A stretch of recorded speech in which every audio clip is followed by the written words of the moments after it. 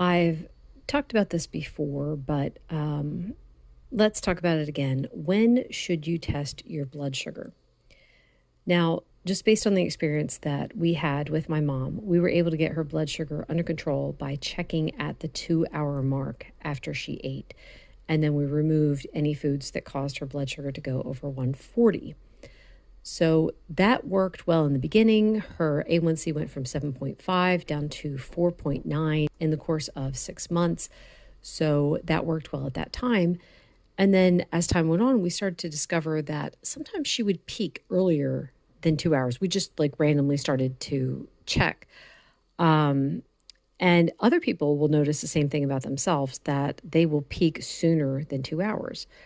Dennis Pollock and his YouTube channel, Beat Diabetes, he was doing a test where he ate a sweet potato right after it had been cooked. And then again, he ate it the next day after it had been cooled and reheated.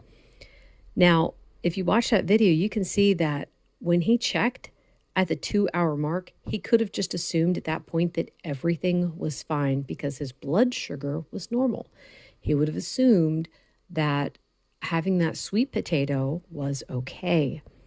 But the thing is, when he actually checked sooner than that, his blood sugar was elevated for at least an hour before it came back down to normal. Think about it for a minute. In a single minute, your blood circulates 3 times in 1 minute, all throughout the body.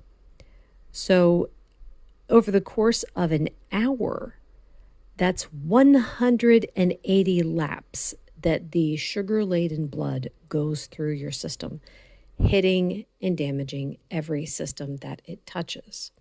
So for Dennis, that's what he showed, in that it's like, yes, it might be back to normal at the 2 hour mark, but before that 2 hour mark, it was going sky high and all kinds of damage was going on. Now, I know that not everyone can afford to buy enough strips to test every time they eat. What I would suggest, though, is test often in the beginning of your journey until you get an idea of how your system responds. Get an idea of when your body normally peaks, what foods will cause it to peak sooner. Then once you get a feel for what foods cause a spike and which ones don't, you can test less frequently. Your health is worth the commitment to testing, and diabetes is pretty sneaky. It does damage that you can't even feel until there's a large amount of damage done. Anyway, that is all for today. Thank you so much for listening. Bye.